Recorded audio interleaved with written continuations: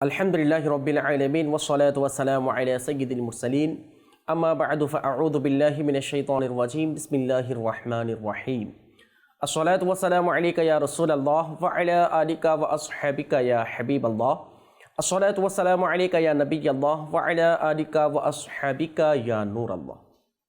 প্রিয় ইসলামী ভাইরা ও মাদানী চ্যানেল এর দর্শক শ্রোতা, মাদানী চ্যানেল বাংলা এর ধারাবাহিক অনুষ্ঠান গুনাহ এর শাস্তি এর মধ্যে আমি নতুন আরেকটি বিষয় নিয়ে আপনাদের সামনে উপস্থিত হয়েছি। তো সকলকে অনুষ্ঠানের পক্ষ থেকে জানাই আন্তরিক শুভেচ্ছা। দর্শক শ্রোতা, আজকে আমরা এমন একটি বিষয় নিয়েছি যে বিষয়টি কমবেশ সমস্ত সৃষ্টির সাথে সম্পর্ক। আজকে আমরা ওই বিষয়টি কি, আসুন দরুদ শরীফের ফজিলত শ্রবণ করার পর, আমল করার পর ইনশাআল্লাহ জানবো ইনশাআল্লাহ। আসুন, উম্মুল মুমিনিন হযরত সাইয়্যিদাতুনা আয়েশা সিদ্দিকা রাদিয়াল্লাহু তাআলা আনহা থেকে বর্ণিত, রাসূল পাক সাল্লাল্লাহু আলাইহি ওয়া আলিহি ওয়াসাল্লাম ইরশাদ করেন, যে ব্যক্তি জুমার দিন আমার প্রতি দরুদ শরীফ পাঠ করবে, তবে কিয়ামতের দিন তার শাফাআত আমার দয়াময় দায়িত্বে থাকবে। সুবহানাল্লাহ। সাল্লু আলাল হাবিব সাল্লাল্লাহু তাআলা আলা মুহাম্মদ সাল্লাল্লাহু তাআলা আলাইহি ওয়া আলিহি ওয়াসাল্লাম। সালাতাও ওয়া সালামান আলাইকা সাইয়্যিদি ইয়া রাসূলুল্লাহ সাল্লাল্লাহু তাআলা আলাইহি ওয়া আলিহি ওয়াসাল্লাম। আজকে আমরা বিষয় নিয়েছি, সেটা হচ্ছে হারাম খেলে এর কি শাস্তি। আজকে তো আমরা হেসে হেসে যাচাই বাছাই না করে বাস শুধু রিজিক তালাশ করো, রিজিক তালাশ করো। আল্লাহ তাআলা তো বলেছেন রিজিক তালাশ করার জন্য, কিন্তু আল্লাহ তাআলা আমাদেরকে রিজিক কিভাবে তালাশ করার জন্য বলেছেন সেটা কখন আমরা চিন্তা করি না। আমরা শুধু রিজিক তালাশ করার জন্য বলেছেন, এই কারণে আমরা নেমে গিয়েছি, রিজিক তালাশ করছি। তো আসুন, যারা আমরা যাচাই বাছাই না করে, হালাল হারাম পার্থক্য না করে নিজে খাচ্ছি এবং যারা ফ্যামিলি মেম্বার আছে তাদেরকে খাওয়াচ্ছি, তাদের প্রতিদিন কি হতে পারে, তাদের অবস্থা কেমন হবে, আজকে যারা আমরা এই ধরনের কাজগুলি করছি। তো আসুন আমরা শুরুতেই একটি গুরুত্বপূর্ণ উপদেশ বাণী হযরত সাইয়্যিদুনা মারুফ কারখী রাহমাতুল্লাহি তাআলা আলাইহি করেছেন, তা শ্রবণ করি। তিনি রাহমাতুল্লাহি তাআলা আলাইহি বলেন, দর্শক শ্রোতা, আজকে আমাদের আলোচ্য বিষয় হচ্ছে হারাম খেলে এর কি শাস্তি হবে, তা সম্পর্কে আমরা জানবো। কারণ যেহেতু আমরা সকলেই খাবার খাই সকলেই, কারণ খাবার ছাড়া মানুষ বাঁচবে না। সায়েন্স বলেন বা একটা নির্দিষ্ট টাইম দিয়েছেন কতদিন না খেলে মানুষ বেঁচে থাকবে, যেটা সত্য, মরতে হবে, মারা যাবে। তো খাবার খাওয়ার জন্য, দুনিয়াতে বেঁচে থাকার জন্য, চলাফেরা করার জন্য আমরা খাবার খাচ্ছি। আর ওই খাবারের জন্য পয়সার দরকার, টাকার দরকার, ইনকাম দরকার। আপনার আমার সেই ইনকামটা কীভাবে হচ্ছে, তো এটা আমাদের চিন্তা করার দরকার বিষয় রয়েছে। তো তিনি রাহমাতুল্লাহি তাআলা আলাইহি বলেন, শুধু একটি মন্দ লোকমা, দেখুন উনি বলছেন শুধুমাত্র একটি মন্দ লোকমা, অর্থাৎ হারাম লোকমা, হালাল নয়। আজকে তো আমরা বাস সামনে যাই পাই তাই খেয়ে ফেলি, সেটা সবার ক্ষেত্রে। আমরা চিন্তা করি না ওই খাবারটা কি হালাল ইনকাম দিয়ে আসছে, হালাল পন্থায় আসছে, সেটা আমরা চিন্তা করি না। সামনে যা পাই তা খাই, সামনে যা পাই তা খাই। এখন আমাদের স্বভাব, আমাদের বেহায়, আমাদের অভ্যাস এমন হয়ে গিয়েছেন। হযরত সাইয়্যিদুনা মারুফ কারখী রাহমাতুল্লাহি তাআলা আলাইহি বলছেন, শুধু একটি মন্দ লোকমা অনেক সময় অন্তরের অবস্থাকে এমনভাবে ধ্বংস করে দেয় যে এরপর সারা জীবনের তরে অন্তর আর সঠিক পথে আসে না। দেখেন, একটি হারাম লোকমা, মন্দ লোকমা তার অন্তরকে এমনভাবে ধ্বংস করে দেয়, সারা জীবনও যদি চেষ্টা করে, সারা জীবনের তরে তার অন্তর সঠিক পথে ফিরে আসে না। এবং অনেক সময়ও এমনও হয় ওই খারাপ লোকমাটি সারা বছর পর্যন্ত তাহাজ্জুদের নামাজের মতো অতি মূল্যবান নিয়ামত থেকে ওই মানুষকে বঞ্চিত করে দেয়। কিসের কারণে? আজকে আমাদের তাহাজ্জুদের নামাজ পড়ার জন্য ইচ্ছা হয় না, তাহাজ্জুদ নামাজ পড়ার অভ্যাস আমাদের মাঝে নাই। তাহাজ্জুদের নামাজ পড়ার মধ্যে স্বাদ আমরা পাই না, মিষ্টতা আমরা পাই না। কখনো কি চিন্তা করেছি যে এই নিয়ামত, যে ইবাদত আল্লাহ তাআলার কাছে পছন্দনীয়, রাসূল পাক সাল্লাল্লাহু আলাইহি ওয়াসাল্লাম করতেন, আমল করতেন, আজকে সেই নিয়ামত, সেই নামাজ, সেই ইবাদত আপনার আমার ভালো লাগে না, আমরা পড়ি না, পড়ার মতো সুযোগ আমরা পাই না। এটা এর কারণ কি? অথচ এটা আমাদের করণীয় ছিল আমল করা, তাহাজ্জুদের নামাজ পড়া। আর মারুফ কারখি রহমতুল্লাহি আলাইহি বলছেন, ওই মন্দ একটি লুকমা সারা বছর তাহাজ্জুদের নামাজের মতো নিয়ামত, অমূল্য নিয়ামত থেকে ওই মানুষ বঞ্চিত হয়ে যায়। এছাড়া অনেক সময় একবার কুদৃষ্টির প্রধানকারী অনেক দিন পর্যন্ত কোরআনে পাকের তেলাওয়াতের সৌভাগ্য থেকে বঞ্চিত হয়ে যায়। দর্শক শ্রোতা, আমরা একটু চিন্তা করি, যাদের ইবাদতে, তিলাওয়াতে মন না বসার, নাত শরীফ ও দোয়াতে মনোযোগ ও ভাবাবেগ সৃষ্টি না হওয়ার এবং হাজার রকমের চেষ্টা করা সত্ত্বেও তাহাজ্জুদের সময় চোখ না খোলার মতো অভিযোগ রয়েছে। আমরা করে থাকি, অনেক চেষ্টা করছি, ইবাদতে মন বসছে না, তাহাজ্জুদের সময় চোখ খুলে না, জাগ্রত হয় না, কোরআন তেলাওয়াত করতে ইচ্ছা করছে না, এই ধরনের নেকির কাজগুলি করতে আমার ইচ্ছা করছে না, ইবাদতে মন বসছে না, ইবাদতের যেটা মিষ্টতা সেটা পাচ্ছি না। তাদের জন্যে বিশেষ করে হযরত সাইয়্যিদুনা মারুফ কারখি রহমতুল্লাহি তাআলা আলাই এই বর্ণনা থেকে অসংখ্য শিক্ষণীয় মাদানী ফুল রয়েছে। হারাম রিজিক থেকে, এটা সত্য দর্শক শ্রোতা, হারাম রিজিক থেকে প্রত্যেকের বেঁচে থাকা একান্ত উচিত, অন্যথায় ধ্বংস ছাড়া আর কিছুই নেই। হারাম বক্ষণ যারা আমরা করছি, হারাম লোকমা যারা আমরা খাচ্ছি, এক কথায় হারাম যারা আমরা খাচ্ছি, এর মধ্যে কখনো লাভ নেই, ধ্বংস ছাড়া। আসলে একটা হাদিসে মুবারক আমরা শ্রবণ করিনি, যারা আজকে আমরা হারাম পন্থায় ইনকাম করছি, চুরি করে, ডাকাতি করে, অন্যের মাল আত্মসাৎ করে, সুদের মাধ্যমে, ঘুষের মাধ্যমে, মিথ্যা বলে অন্যের সম্পদ আত্মসাৎ করে, জোর করে অন্যের সম্পদ আত্মসাৎ করে, অন্যের টাকা আত্মসাৎ করে আজকে যারা আমরা ভাত খাচ্ছি, খাবার খাচ্ছি, রিজিক খাচ্ছি, এবং যারা ফ্যামিলি মেম্বার রয়েছে তাদেরকে খাওয়াচ্ছি, তাদেরকে বলবো বিশেষ করে একটু অন্তরের কান দিয়ে শ্রবণ করুন। দর্শক শ্রোতা, আমরা একটু অন্তরের কান দিয়ে শ্রবণ করি। রাসূল করিম রউফুর রহিম সাল্লাল্লাহু আলাইহি ওয়া আলিহি ওয়াসাল্লাম ইরশাদ করেছেন, যে হারামের একটি মাত্র লুকমা খেলো, যে হারামের একটি মাত্র লুকমা খেলো, তার 40 দিনের নামাজ কবুল করা হবে না। দেখুন দর্শক শ্রোতা, আজকে আপনি হারাম, সুদের টাকা নিয়ে, ঘুষের টাকা নিয়ে বিভিন্ন পন্থায়, হারাম পন্থায় অর্জন করে খাচ্ছেন, নামাজ পড়ছেন। আমরা বলে থাকি, আমি নামাজ পড়লাম, তাহাজ্জুদ পড়লাম, এটা করলাম, আল্লাহ তাআলার দরবারে দোয়া করলাম, আমার দোয়া কেন কবুল হচ্ছে না? কিন্তু অথচ আল্লাহ তাআলার দরবারে দোয়া করলে আল্লাহ তাআলা দোয়া করে থাকেন, এবং আপনার আমার দোয়া আল্লাহ তাআলার দরবারে গ্রহণযোগ্য, কবুল হওয়ার জন্য উত্তম মাধ্যম হচ্ছে আল্লাহ তাআলার ইবাদত, নামাজ এবং নেকির কাজ। এই কাজগুলি করলে আল্লাহ তাআলা বান্দার দোয়া কবুল করে, কবুল হওয়ার মাধ্যম। আর সেই কাজ করার পরও আমরা দোয়া কবুল হচ্ছে না, আমরা ইবাদতে স্বাদ পাচ্ছি না। দর্শক শ্রোতা, এখানে বলা হচ্ছে যে হারামের একটি মাত্র লোকমা খেলো, তার 40 দিনের নামাজ আল্লাহ তাআলার দরবারে কবুল হবে না।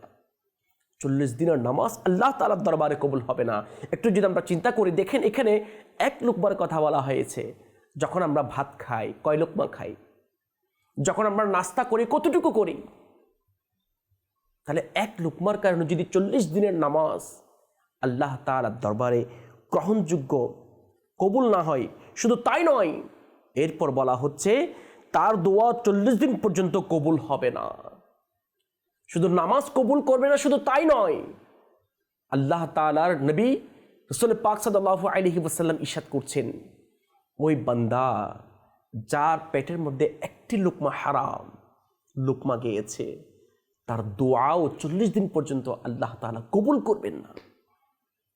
আর আজকে আপনি আমি হেসে হেসে কোনো টেনশন ছাড়া বাস সামনে যাই পাচ্ছি তা খাচ্ছি, কিন্তু একটি বারের জন্য চিন্তা কি করেছি দর্শক শ্রোতা আমরা যে রিজিক আমি খাচ্ছি ওই আসলে কি সেই রিজিক আমার জন্য হালাল? যে রিজিক খাচ্ছি আসলে কি সে রিজিক আমার জন্য কাল কিয়ামতের ময়দানে নাজাতের উসিলা হবে? দেখুন না, যার পেটের মধ্যে হারাম রয়েছে কিভাবে সেই ইবাদতের স্বাদ পাবে? এই যে হারাম খেলে এর কি শাস্তি আমরা তো শ্রবণ করেছি, পরকালে তো আছেই। একটি বর্ণনার মধ্যে এইভাবে আসছে, মুকাশশাফাতুল কুলুবের মধ্যে যখন মানুষের পেটে হারামের লুকমা পড়ে, আল্লাহ তাআলা আমাদের সবাইকে, সর্বপ্রথম আমাকে সমস্ত প্রকার হারাম থেকে হেফাজত করুন। এখানে বলা হচ্ছে যখন মানুষের পেটে হারামের লুকমা পড়ে তখন জমিন ও আসমানের প্রত্যেক ফেরেশতা তার উপর ওই সময় পর্যন্ত অভিশাপ করে যতক্ষণ পর্যন্ত ওই হারাম খাবার তার পেটে বিদ্যমান থাকে। আর যদি সে ওই হারাম খাবার পেটে থাকা অবস্থায় মৃত্যুবরণ করে তবে তার ঠিকানা হবে জাহান্নাম। তাহলে একটি হারাম লুকমা এর কারণে তার ঠিকানা কোথায় হয়ে যাচ্ছে? জাহান্নামে হয়ে যাচ্ছে। ওই হারাম নিয়ে যদি সে কি মারা যায়। আজকে দেখুন আমরা এই রিজিক তালাশ করার জন্য, ওই যে নিজে খাবার জন্য, ফ্যামিলি মেম্বারদেরকে খাওয়ানোর জন্য, দুটি ডাল ভাত খাওয়ানোর জন্য, ভালো কিছু খাওয়ানোর জন্য কত কষ্ট আমরা করছি, কত চেষ্টা আমরা করছি। দেখুন দর্শক শ্রোতা, বর্ণনার মধ্যে আসছে আল্লাহ তাআলা বান্দাকে সৃষ্টি করার পূর্বে তার রিজিক তার জন্য সৃষ্টি করে দিয়েছেন, বরাদ্দ করে দিয়েছেন। এটা আসবেই, এটা আসবেই। দেখুন আজকে আপনি আমি আশরাফুল মখলুকাত ইনসান হয়েছি, আমরা রিজিক তালাশ করছি। যারা পাখি রয়েছে, জীবজন্তু রয়েছে, তারা তো আকল নাই, তারা তো আশরাফুল মখলুকাত না। এরপরেও তো আল্লাহ তাআলা তাদের রিজিক যথাসময় দিচ্ছেন, ব্যবস্থা করে দিচ্ছেন। এর কারণ হচ্ছে আল্লাহ তাআলার প্রতি যেটা তাওয়াক্কুল আমাদের থাকা দরকার ছিল, ভরসা যেটা আমাদের থাকা দরকার ছিল, সেটা আমরা করছি না। এবং হালাল হারাম পার্থক্য না করার অন্যতম আরেকটি কারণ সেটা হচ্ছে আমরা অল্পতে তুষ্টি না। আল্লাহ তাআলার পক্ষ থেকে যা কিছু পেয়েছি আলহামদুলিল্লাহ, শুকরিয়া আদায় আমরা করি না যে যা কিছু আছে এর উপর আমরা সন্তুষ্ট না, বরঞ্চ আরও বেশি লাগবে এটা বলে বলে আমরা হালাল হারাম পার্থক্য না করে আজকে আমরা হারাম বক্ষণ করছি, খেয়ে ফেলছি। দর্শক শ্রোতা, আমরা আজকে এই অনুষ্ঠানের মাধ্যমে হারাম খেলে এটা কি আমাদের জন্য লাভবান হবে না ক্ষতি হবে, হয়তো সংক্ষিপ্ত পরিসরে যা আলোচনা হয়েছে আমরা বুঝে নিয়েছি। প্রিয় দর্শক শ্রোতা, যে আমরা যে এইভাবে অর্থাৎ টেনশন না করে কোনো কিছুই ছাড়া আজকে আমরা হারাম পন্থায় রিজিক তালাশ করছি, যে আমরা ব্যবসা করছি, চাকরি করছি, যে যেভাবে কি করছি রিজিক তালাশ করছি। আসুন আমরা রাসূল পাক সাল্লাল্লাহু আলাইহি ওয়াসাল্লামের একটি হাদিসে মুবারাকা শ্রবণ করি এবং এখান থেকে শিক্ষা নেওয়ার জন্য চেষ্টা করি। যে মুসনাদে ইমাম আহমদ বিন হাম্বল এর কিতাবের মধ্যে একটি হাদিসে মুবারাকা এভাবে নকল করা হয়েছে। ইরশাদ হচ্ছে, যে বান্দা হারাম সম্পদ উপার্জন করে, দর্শক শ্রোতা এখানে বলা হচ্ছে যে বান্দা হারাম সম্পদ উপার্জন করে যদি সে সদকা করে তবে তা কবুল করা হবে না। দেখুন আজকে আমরা লাখ লাখ টাকা ভালো কাজে, বিভিন্ন নেকির কাজে, মসজিদে মাদ্রাসা আমরা দান করছি, হয়তো আমরা খারাপ ধারণা করব না, কিন্তু আমাদের সমাজ তো খারাপের প্রতি বেশি ধাবিত হয়ে গিয়েছে। সুদ ঘুষ হারাম পন্থা ইনকাম করা মানুষ এত সহজভাবে নিয়ে নিয়েছে। কিসের জন্য? দুনিয়াতে আরামে থাকার জন্য। টেনশন করছি না, এবং হারাম পথে কি করছে? উপার্জন করছে। যদি সে সদকা করে তবে তা আল্লাহ তাআলার দরবারে গ্রহণযোগ্য হবে না, কবুল হবে না। দেখুন এরপর বলছেন, আর যদি ব্যয় করে তবে তাতে তার জন্য বরকত থাকবে না। হ্যাঁ, আজকে আমরা বলছি না যে আমি তো এগুলো করছি আমার জন্য করছি না, আমি আমার ফ্যামিলি মেম্বারদের জন্য করছি, প্রতিবেশীর জন্য করছি, অন্যদের জন্য করছি। দেখুন, এর মধ্যে কোনো বরকত নেই। হ্যাঁ, হারামের মধ্যে কোনো লাভ নেই, হারামের মধ্যে কোনো বরকত নেই, কোনো ফায়দা নেই, বরঞ্চ ক্ষতি আর ক্ষতি। এরপর বলছেন, রাসূল পাক সাল্লাল্লাহু আলাইহি ওয়াসাল্লাম ইরশাদ করছেন, আর যদি রেখে মারা যায় তবে তা জাহান্নামে যাওয়ার সম্বল হবে।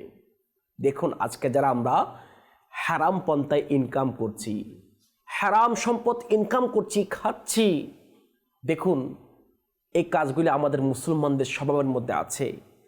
দান করা, নেকির কাজে খরচ করা। আর যারা হারাম পন্থায় ইনকাম করে সাদকা করবে, দান করবে, খায়রাত করবে, তা আল্লাহ তাআলার দরবারে গ্রহণযোগ্য হবে না, কবুল হবে না। এরপর আমরা বলে থাকি আমরা ফ্যামিলি মেম্বারদের জন্য ব্যয় করি, তাদের কাছে খরচ করি, তাদের জন্য খাবার যোগাই আমরা। দেখুন, এর মধ্যে কোনো বরকত হবে না, বরঞ্চ ক্ষতি হবে। আজকে যারা আমরা বলি যে হারাম উপার্জন তো তাদের জন্য করেছি, দর্শক শ্রোতা, কখনো কি চিন্তা করেছেন তাদের জন্য হারাম পন্থায় উপার্জন করছেন আপনি?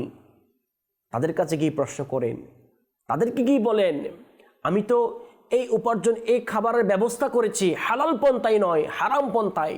আমি জানি হারাম পন্থায় ইনকাম করলে জাহান্নামের আযাবের হকদার হতে হবে, ওই যে কিয়ামতের ময়দানে শাস্তি দেওয়া হবে, আযাব দেওয়া হবে, এর ভাগ কি অল্প কিছু কি তোমরা নিবে? দর্শক শ্রোতা, হ্যাঁ, এটাই সত্য। হয়তো তাদের পক্ষ থেকে উত্তর এটাই আসবে, তারা বলবেন না, হয়তো তারা এটাই বলবে, আমরা কি বলেছিলাম আপনাকে বলেছিলাম হারাম পন্থায় আমাদেরকে খাওয়ানোর জন্য? তবে হ্যাঁ, এটাই সত্য যে বর্তমানে সময় আমরা সবাই এমনভাবে উদাসীন হয়ে গিয়েছি। যারা ফ্যামিলি মেম্বার রয়েছে তারাও কি কখনো চিন্তা করেছি যে আমাদের ঘরে যারা কর্তা রয়েছেন, গার্জিয়ান যারা রয়েছেন, পুরুষ যারা রয়েছেন, যারা ইনকাম করে আনছেন, তারা কি হালাল পন্থা ইনকাম করছেন না হারাম পন্থা ইনকাম করছেন? কখনো কি সেই প্রশ্ন আমরা করি নাই? আর এখানে বলা হচ্ছে যারা হারাম টাকা, হারাম সম্পদ ব্যয় করবে এর মধ্যে কোনো বরকত থাকবে না। এরপরও তো বলা হচ্ছে আজকে 50,000 টাকা চাকরি করছে, ইনকাম করছে, লাখ টাকা ইনকাম করছে, এরপরে দেখা যায় মাসের শেষে কর্জ হয়ে যায়, অন্যের কাছ থেকে নিতে হয়। কিসের কারণে? এটা একটু চিন্তা করি দর্শক শ্রোতা, কেন এমন হচ্ছে, কেন বরকত হচ্ছে না?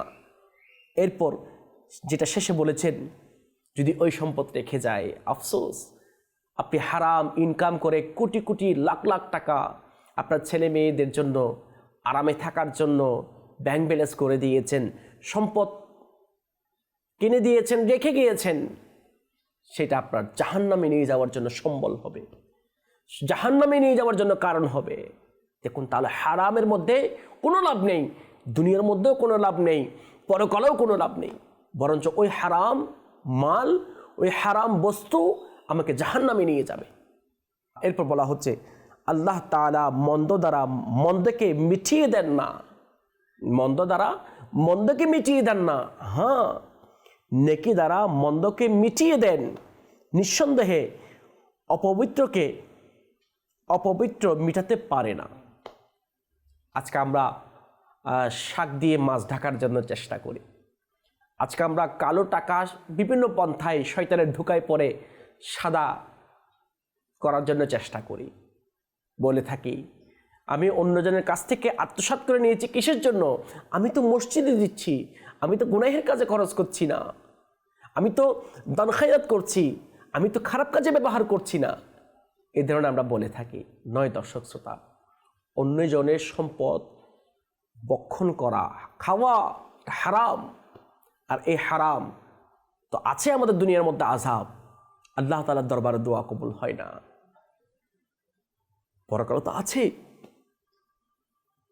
একটি ইবনে মাজাহ শরীফের হাদিসে মুবারাকা অন্তরের কান দিয়ে শ্রবণ করি, যে ত্রুটিপূর্ণ বস্তু বিক্রি করলো আর ওই ত্রুটি প্রকাশ করেনি, সে সর্বদা আল্লাহ তাআলার অসন্তুষ্টির মধ্যে থাকে। বা ইরশাদ করেন, সর্বদা ফেরেশতা তার উপর অভিশাপ দিতে থাকে। বিশেষ করে যে আমরা ব্যবসায় রয়েছি, ব্যবসার ক্ষেত্রে আমরা অনেক মিথ্যা কথা বলি। এখানে বলা হচ্ছে যে ত্রুটিপূর্ণ বস্তু বিক্রি করলো আর ওই ত্রুটি প্রকাশ করেনি, আল্লাহ তাআলা তার উপর অসন্তুষ্ট হয়ে যায়, নারাজ হয়ে যায়। আজকে আমরা খারাপ মাল মিথ্যা বলে বলে বিক্রি করছি, আর সেটা আল্লাহ তাআলার অসন্তুষ্টির কারণ।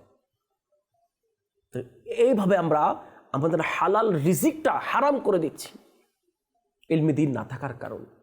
দেখুন দর্শক শ্রোতা, ইসলাম এমন একটি সুন্দর বিধান আমাদের জন্য করে দিয়েছেন, সিস্টেম।